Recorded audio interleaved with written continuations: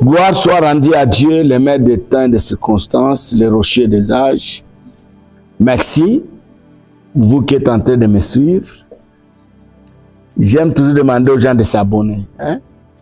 Et aujourd'hui, j'essaierai quand même de dire avec les gens, quittez dans des groupes là, on partage des choses qui vous suivent. Hein? Qui vous suivent là. On m'a mis dans un groupe WhatsApp là, on partage des choses qui ne peuvent rien apporter à ma foi. Donc quand j'entends ça, je sens que je suis suivi. Il faut quitter. Il faut quitter dans ces groupes-là. Et si vous êtes dans un groupe, dites à ces gens qui vous mettent dans le groupe sans demander votre consentement. Il faut leur dire clairement. Moi, je n'ai que l'évangile à partager. Je veux suivre ce que vous partagez. Suivez aussi mes prédications. S'ils ne veulent pas, quitte. Quitte. Parce qu'il y a des gens qui voudront que vous obéissez. C'est moi ce qu'ils veulent. Nous avons des gens comme ça sur cette terre. Des gens qui veulent dominer tout le monde. Hein? Il y a des gens comme ça, ils veulent dominer tout le monde. Que tout le monde soit à son service.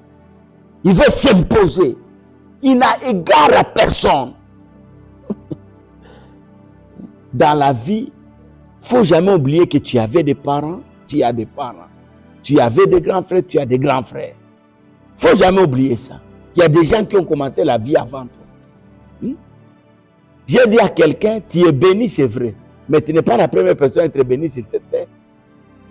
Tu vois le papa là qui est en dessous de l'arbre, en train de demander le monde au passant. Il avait 15 bâtiments dans cette vie. Aujourd'hui, les pauvres n'ont rien. Donc la vie, c'est une vie de surprise. On ne souhaite pas que ça t'arrive, mais c'est que les autres vivent, que ça te serve de leçon.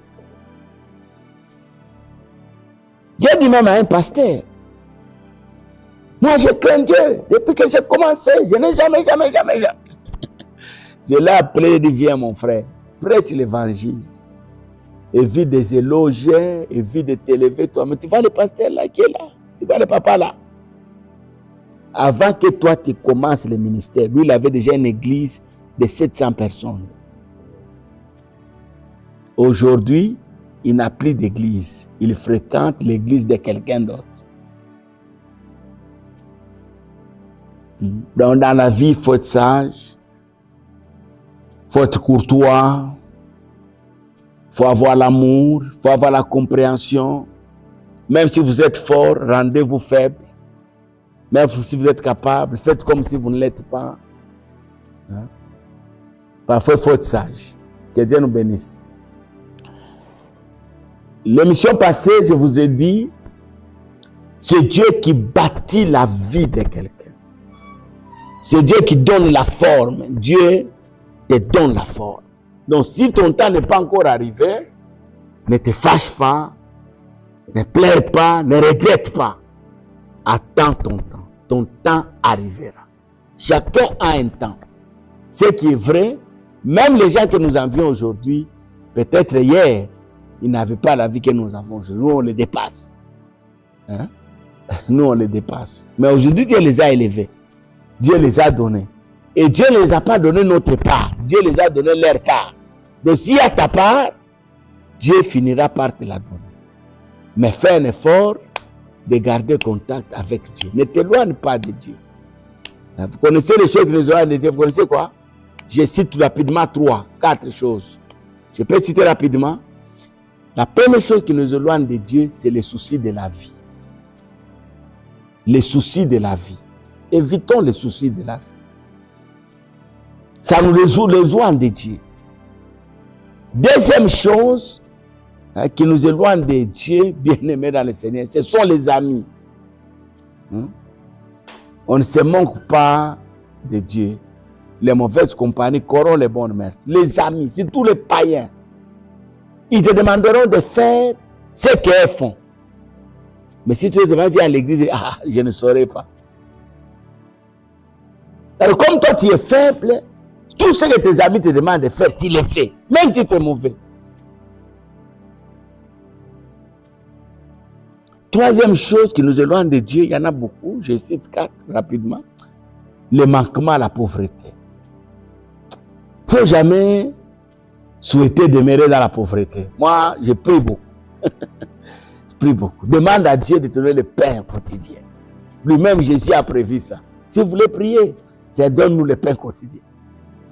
Et Salomon, dans le proverbe, dit, ne me donne ni pauvreté ni richesse, mais donne-moi le pain de chaque jour. Parce que si je manque, les gens vont se moquer de moi. Pas seulement se moquer de moi, mais même moi-même, je vais m'éloigner de toi. Je vais tromper pour manger. Je vais faire des choses. J'ai rencontré une femme qui m'a dit, papa, moi, je ne suis pas prostituée. Je crains Dieu. Mais je me prostitue pour payer les études de mes enfants. Je suis resté calme. Je dis, même Dieu sait que si j'avais des moyens, je n'allais pas me prostituer. Je l'ai fait pour... voyez que ça t'éloigne de Dieu, le manquement. La pauvreté, ce n'est pas bon.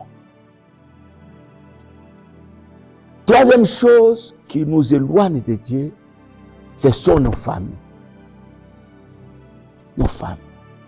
Quand vous êtes dans une famille de rebelles, la Bible en parle dans le livre d'Ézéchiel, Fils de l'homme, verset 6, verset 12, tu habites dans une famille de rebelles. Sors de cette famille-là. Parce que nos familles ont des pratiques là, bien aimées dans le Seigneur, très compliquées.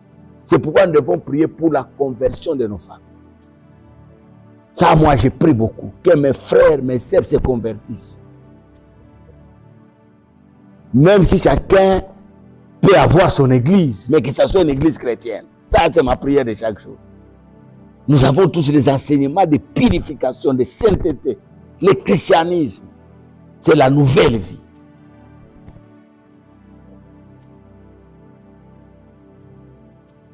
J'aimerais dire à quelqu'un aujourd'hui, bien-aimé, garde seulement ta position avec le Seigneur. Dieu changera ta situation. Garde ta dignité. C'est Dieu qui bâtit la vie. On connaît les gens qui n'avaient rien. On se moquait d'eux. Mais aujourd'hui, Dieu les a donné un nom. Toi aussi, Dieu finira par te donner. L'année 2025, année de matérialisation. Je prie que Dieu matérialise sa pensée sur toi. C'est ça ma prière. Que Dieu te donne un nom qui te convient. Que Dieu te bénisse et qu'il essuie tes larmes.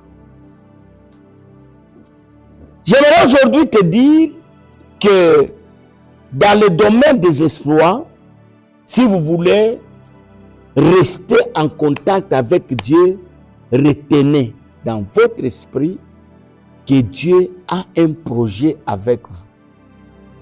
Il faudrait que ceci reste en vous. Il faut que vous reteniez ça. Dieu a un projet avec vous. Et le projet de Dieu, ce sont les projets de bonheur. Dans le domaine des espoirs, retiens, je l'ai dit, je vous avais dit que je vais revenir sur toi, personne n'est redevable à toi. Il ne faut pas juger les gens inutilement. Personne ne te doit.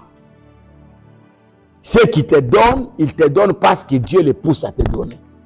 Ceux qui ne te donnent pas, ne te fâchent pas parce qu'ils ne t'ont pas donné. Est-ce que quelqu'un m'écoute? Je reprends ma phrase.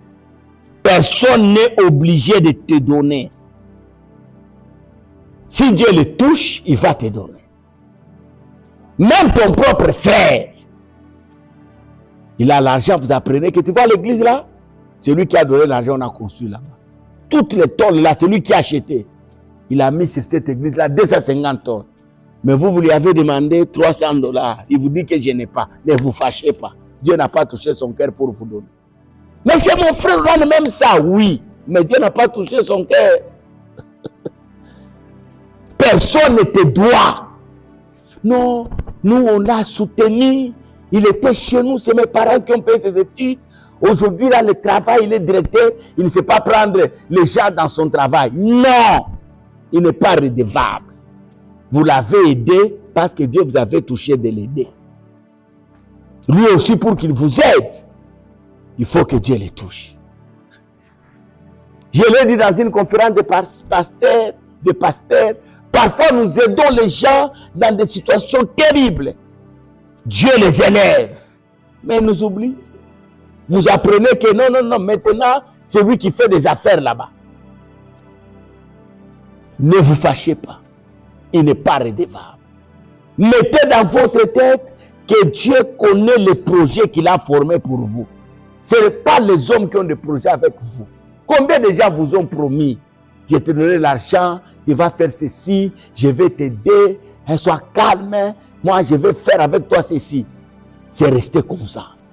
Mais quand Dieu promet, Dieu fait. Dieu ne peut pas promettre que quelqu'un n'est pas fait. Alors Dieu fait à quel moment? Dieu fait quand nous restons en contact avec lui. Dieu a besoin de nous voir. C'est pourquoi dans les psaumes on dit, j'habiterai la maison de l'Éternel chaque jour de ma vie. Parce que Dieu veut me voir. Quand Dieu me voit, chaque jour quand Dieu me voit, Dieu a une pensée pour moi. Ne meurs pas pour rien. Ne souffre pas pour rien. Jérémie 29, verset 11. Car je connais le projet que j'ai formé pour vous, dit l'Éternel. C'est Dieu qui connaît tes projets. Ce n'est pas ton grand frère. Ce n'est pas ton père. Il t'a mis au monde. Et il peut avoir une bonne vision pour toi. Il peut même te pousser. Mais quand Dieu ne l'a pas encore touché, il ne fera rien. Il faut que Dieu le touche. Même ton propre père. Tes propres frères. Nous savons ce que nous vous disons là. Vous allez apprendre qu'il a aidé les autres. Il a aidé les autres. Tu vois, c'est la maison de ton frère. Il a conçu, il a donné à ce monsieur. Si tu n'as pas dit, tu vas te fâcher. Hein? Ah, notre frère, pourquoi il nous fait ça? Dieu ne l'a pas encore touché. Tes projets à toi, c'est Dieu. Alors, qu'est-ce qu'il faut faire? Rester constamment en contact avec Dieu. Reste permanemment en contact avec lui. Vous n'avez jamais appris. Bien-aimé dans le Seigneur, vous n'avez jamais appris. Dans le monde ici, la nature vous enseigne. Ça enseigne. Beaucoup de choses.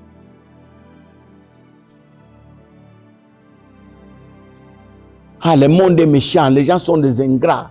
Tout ce qu'on a fait pour eux. Hein? Il n'y a pas de problème. Ne te fâche pas pour ça. Toi, regarde à Dieu. Quand on a donné, quand on a accepté Jésus dans sa vie, nos vies dépendent maintenant de lui. C'est lui qui commence à nous diriger. Ok? C'est lui qui commence maintenant à nous diriger, à nous guider, à nous montrer là où il faut mettre nos pas. C'est lui qui nous montre le chemin. Et quand Dieu te montre un chemin, tu ne vas pas te garer. Tu vas arriver jusqu'au bout. Même les connexions, les grandes, les bonnes connexions, c'est Dieu qui nous met là-dedans. Parfois, quand nous regardons aux hommes, nous sommes distraits. Personne n'est redevable. Personne ne va faire ta vie. Personne ne va te donner un nom. Personne n'a un nom à te donner. C'est Jésus qui a dit, je te donnerai un nom nouveau. Le nom nouveau dont tu as besoin, c'est Dieu qui l'a. Pas un nom. Alors quand tu as ça en tête là, tu vas dire, ah, comme j'attends l'accomplissement du projet de Dieu dans ma vie, je ne dois pas m'éloigner de lui. Tu vas rester à côté de ton Dieu. Que Dieu te bénisse. Partage la vidéo. Si tu n'es pas abonné, abonne-toi et que Dieu te comble. Ma prière, que l'année 2025, Dieu matérialise son projet sur toi et que tu sois parmi les premières personnes qui vont témoigner. Sois béni.